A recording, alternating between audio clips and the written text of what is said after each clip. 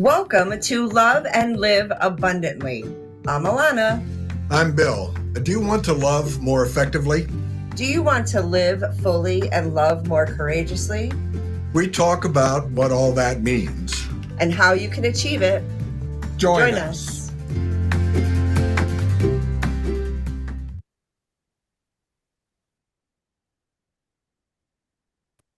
Hi, folks. I'm Bill, and this is Ilona. And the last time we talked about using different labels, the kind of anxiety that people feel that seems to spring up out of nowhere because of some trigger or some cue in our current environment that brings about the same kind of response that we might have felt during traumatic events in our youth or even last week. But so one of the things we said, or two of the things that we said that we might talk about today is one is the various ways that people express that anxiety, that fear, and how that can be different. And sometimes that's gender-based. And the other thing that we thought would be fun to do would be to talk about some of the different ways that folks can use to quell that, to beat that down, to replace that, or to regulate yourself, to use one form of language. So hello, everybody. Ilona, say hello. And there's something I really want to say, so I'm just going to, okay? Yeah, just go with it. You're all right. Ilona and I used the word anxiety a lot last time, and that's a real thing.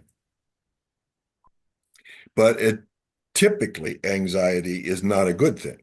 Typically, it is not real useful, and it doesn't help us to survive or to thrive. Typically.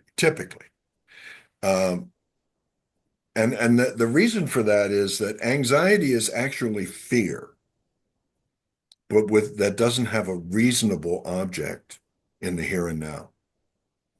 Right? If I'm feeling anxious, I'm feeling afraid of something that isn't happening in it right now. I'm afraid that it might happen in the future, or that it happened in the past. So that living not in the here and now leads me to be afraid of something that ain't.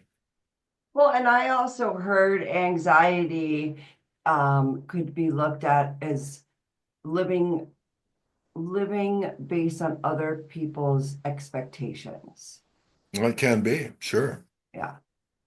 But that then it becomes a thing that we call social anxiety. And the thing about social anxiety is that ultimately the basic fear is that as you say, I won't live up to somebody's expectations, that people look at me, and that tends to be the base fear. There's another thing. There's a word that I use that is fun from the old Calvin and Hobbes comic strips. Mm-hmm. Calvin had a transmogrifier. Remember that? It was a cardboard box that was a machine that when he went into it, it changed him and Hobbes into something awful and grotesque and terrible. Okay. And I read that cartoon. I thought, that's really a fun word. Too bad it's not a real word. Well, it turns out it's a real word. And that one of the things that happens is that we transmogrify unacceptable feelings. So there's a lot of literature that shows that there's two common ways of transmogrifying unacceptable anxiety. I mean, I keep feeling anxiety. I keep feeling anxiety. I keep feeling anxiety. Well, maybe I can transmogrify it into something else that's easier for me to handle or more appropriate or feels righter or something. And so with butch guys like me, I might transmogrify anxiety or fear into anger. And I mean, you've known people who seem to be angry all the time or walk around clenching their jaws all the time or whatever. And and it takes a real genius to look at them and say, you're not angry, you're afraid. You're scared, you're anxious. Okay? But for macho guys, and maybe even macho women, it's more acceptable and less dangerous to be angry than to be afraid. So I take whatever energy comes with my anxiety and I translate it into being afraid. And the other really damaging, and that's really damaging, because rarely is that angry response real helpful. But the other way that people do that is taking that energy and converting it into a real nice depression. And and in my experience, that kind of depression is really dangerous and really awful because it's got all the energy of the anxiety and it's got all the hopelessness and anguish of depression. Uh, and and sometimes it's rather than being angry or anxious, it feels more right or more appropriate to my role to be depressed, less dangerous. And some folks that I know who deal with, like you, who deal with trauma, the suggestion is that we may have learned to make which of those to choose during the trauma, that it was too dangerous to be afraid. Don't be afraid. Don't be afraid. Better to be angry or better to be depressed. Better to be outrageous or better to be invisible than to be anxious or afraid. So, so transmogrification happens, and sometimes you just have to say, "Man, what is this wacky angry thing I keep doing that gets me in trouble? Or what's this terrible depressive thing I keep doing that is just killing me?"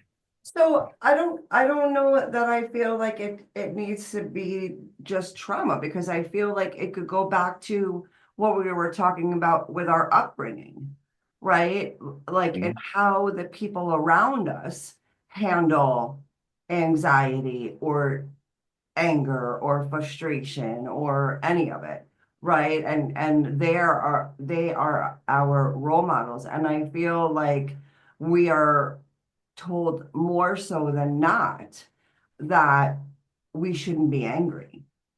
And anger is okay as long as it's a healthy anger, right?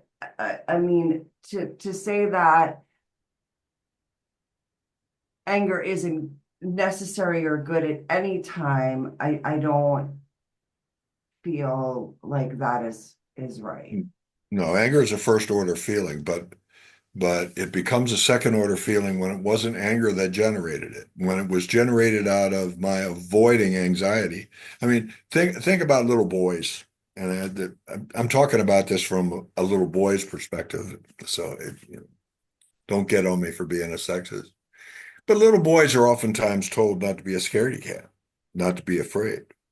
And one of the things that little boys are almost sometimes actually rewarded for doing is being angry and being aggressive instead of being afraid at a time when fear might have been a more appropriate response.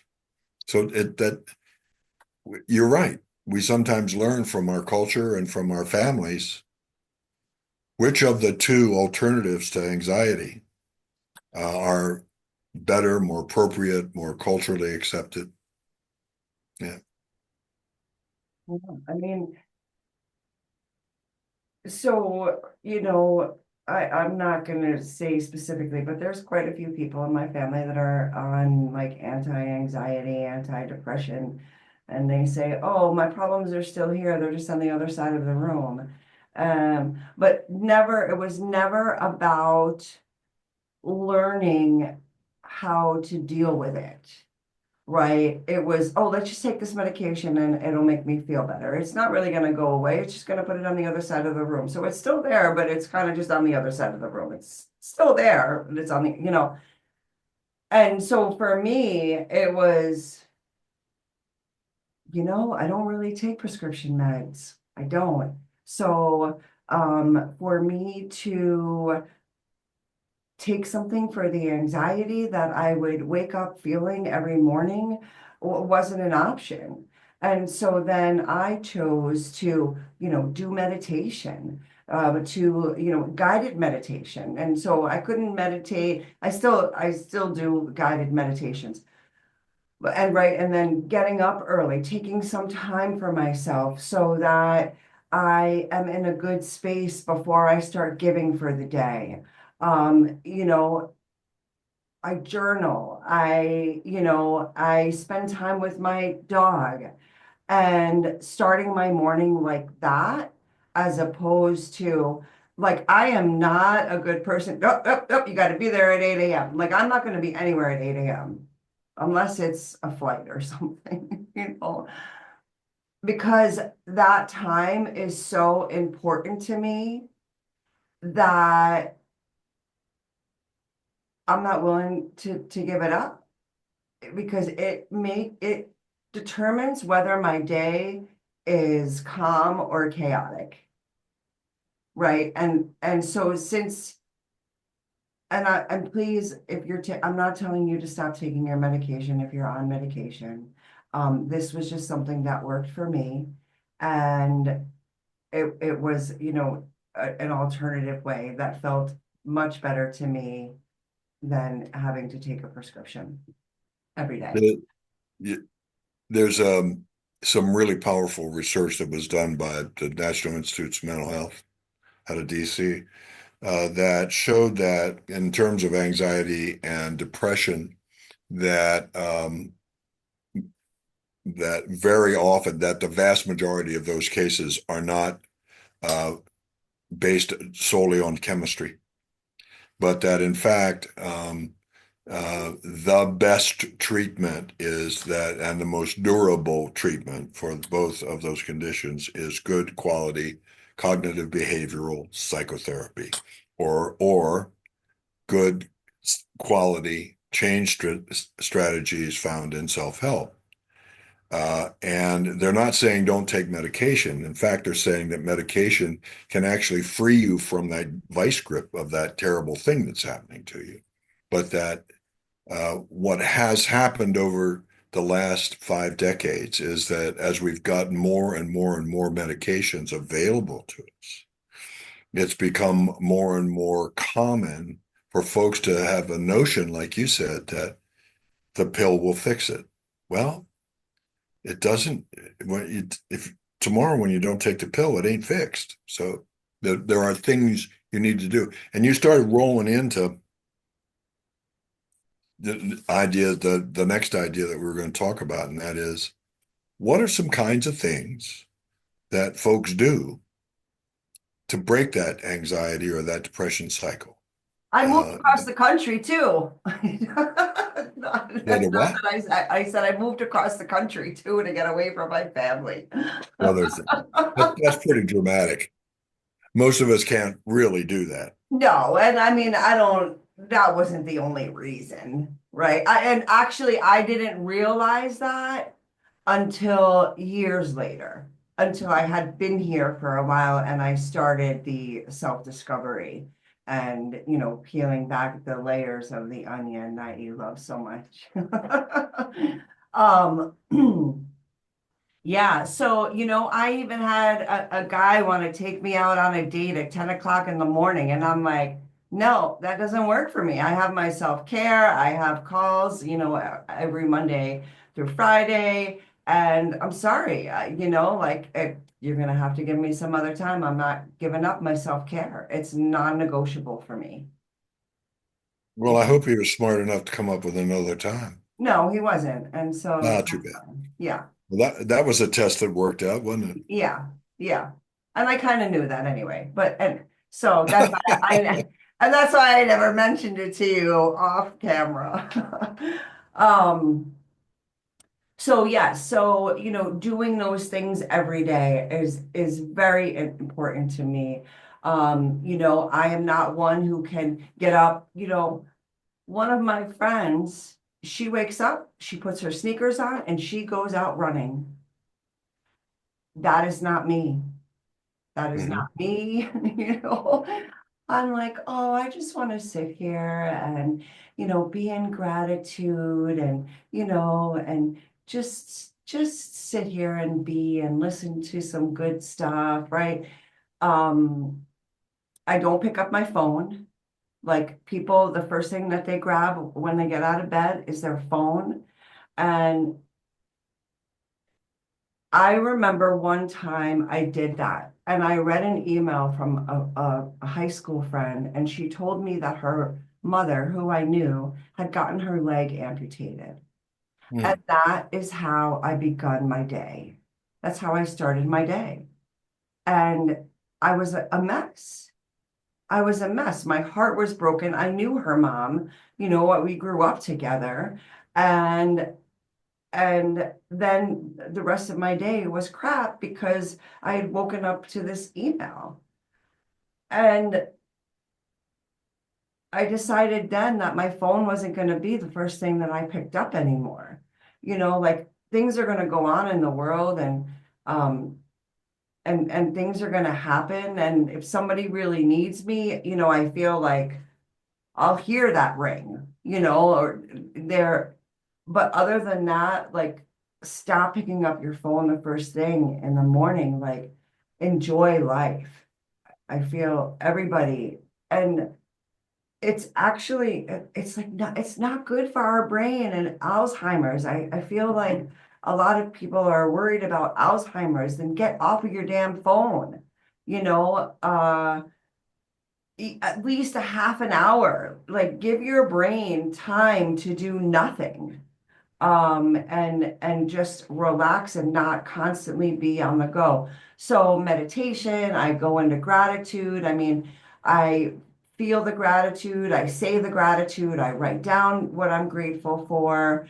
Um, I do I am statements. I listen to guided meditation. I listen to, like, even as I'm getting ready in the morning, I listen to positive, inspirational music. I found it very interesting, like listening to some of that old school stuff that I love. Right? Like I love a good disco tune or a good classic rock song. But sometimes when you listen to the words, they're quite depressing, Hmm. And so I find like listening to that positive music and that inspiring music really, really makes a difference in my day. Um, and taking deep breaths and just being grateful for the moment. And I do that many times throughout the day. Um, so those are a few of the things I do. One of it, we've had this discussion, you and I, and you've had this major kind of strategy that conscious or other unconscious that seems to work for you, and that is to say to yourself, consciously or unconsciously, if I were not anxious right now, if I were not depressed right now, if I were not doing this thing that's killing me, like my addiction, what would I be doing? And as simplistic as it sounds, sometimes the best treatment is to go ahead, get on your pony and do the thing you would be doing if you weren't depressed. And people say, well, it can't be that simple. Yeah, actually it can. It actually can be that simple. That sometimes walking the walk and talking the talk, faking until you make it, and all those other cliches that self-help groups use, that those actually work. That that if you're too busy doing non-depressed stuff, if you're too busy doing non-anxious kind of stuff, if you take up all your time with that, you don't have any time for being anxious and depressed. Is it that simple? Yep. And that's a rule that I have never forgotten. And that is that every time I try to make things easier for myself, I end up making it complicated. And that it actually is harder to do it simply, but more effective. And it is more work to do it simple. And when people say it can't be that simple, it is that simple. But it takes doing routines that get in the way of your doing the weirdness, the badness, the whatever. It's one of the reasons why self-help groups work. One of the reasons that self-help groups and therapy groups work is because instead of doing that thing that's been hurting you and killing you and getting in your way, you're doing something else that normal people, that healthy people, that a healthy you would do. There's an exercise I used to love to do in our therapy groups. And it was a Gumby exercise. You know, remember the cartoon character Gumby? So we would give people great big sheets of paper and Crayolas, and they would draw a Gumby figure. And we would say, okay, well, that's you. When you're feeling that weirdness that you don't like, where does that show up in your body? Can you draw symbols and pictures and stuff that shows what that's like so that we can see how you somaticize, how you express it in your body and which parts of your body, because we all do it different ways. Dysregulation.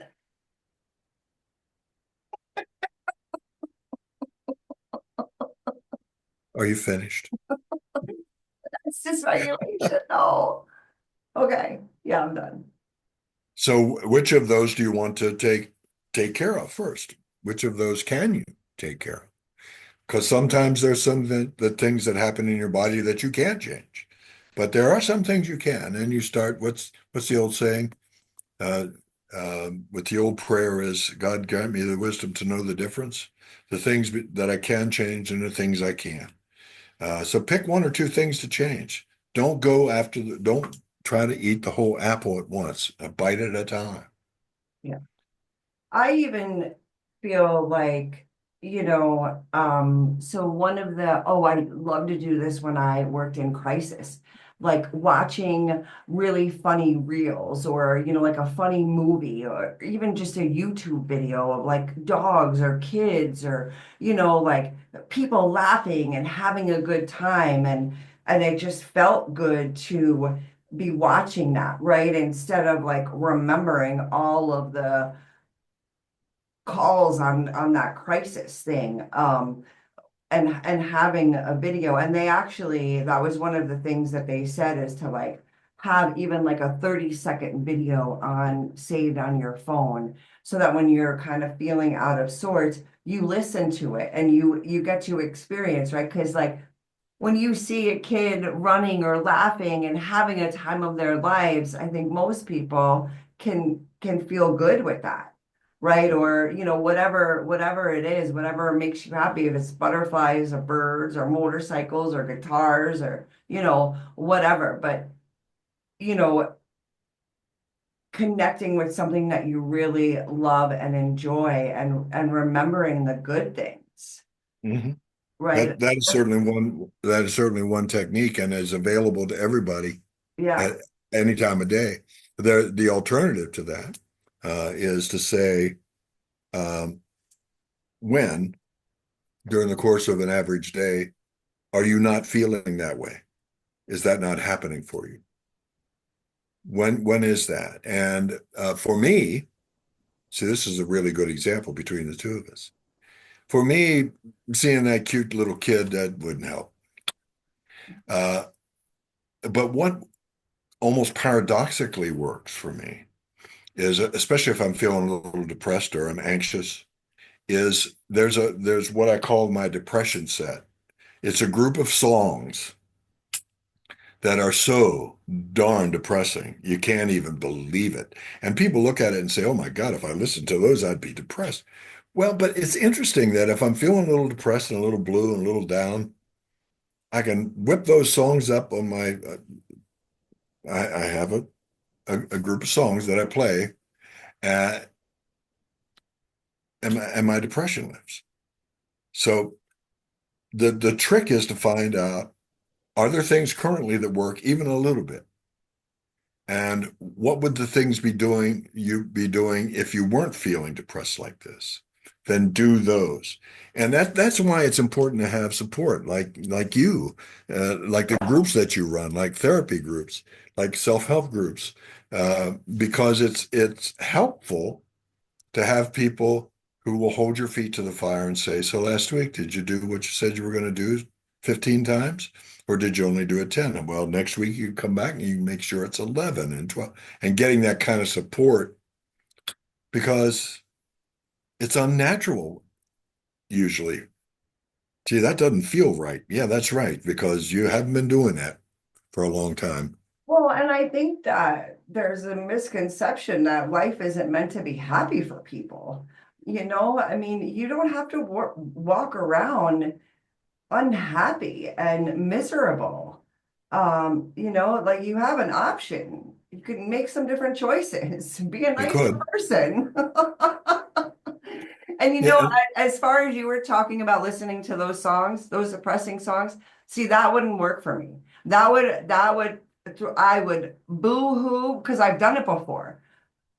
And especially as a teenager, I remember, listening to those sad songs, and then I would be whimpering like that kid that I mentioned last time, though. So that wouldn't work for me. It works for you. That's great. You have your thing. mhm. As Well, that's long one of the things that I have to remember to do when I'm talking with folks is there something that currently works for you, even if it's just a little bit? But that gives us a clue about uh, your unusual circumstance, whatever it might be. It might be that baking bread does it. There was a guy I knew in college who when he started feeling down or blue or anxious, he'd bake bread, and there was something about mixing the ingredients and kneading it and smelling it in the oven. And that actually, I kind of like that too. But um, the problem is that we're so used sometimes to being stuck in one of those places that remembering to or getting the energy to or the determination to do that thing is sometimes the most yeah, difficult task of all. yeah. And that's why it's good to reach out and say, look, yeah, would you remind me to bake bread when I'm starting to look like that? Yeah, Yeah. actually, if that really worked for me, I would never be depressed because my wife keeps reminding me to bake bread or rolls or, yeah. Um, I think we have a topic for next time, don't we? What do you say? Can we do some more kind of techniques that people have told us about or that we've seen or that we know work for Yeah, folks who are anxious? yeah, absolutely. Can we remember to do that? Because we tape these every 2 or 3 weeks, and that we and even if we make notes, we can't find the notes. So we're going to try and remember to do this Bill, next you time. have one job, Bill. I give you one job. Oh, all right. Uh, So so so we're tools, actually nearing our time, the end of our time. So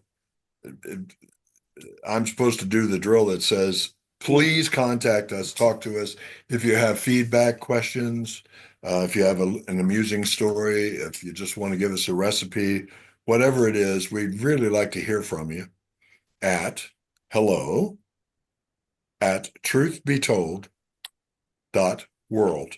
I know that's a weird sounding web address, but let's try it again. Hello@truthbetold.world. See you next time. thanks for joining us.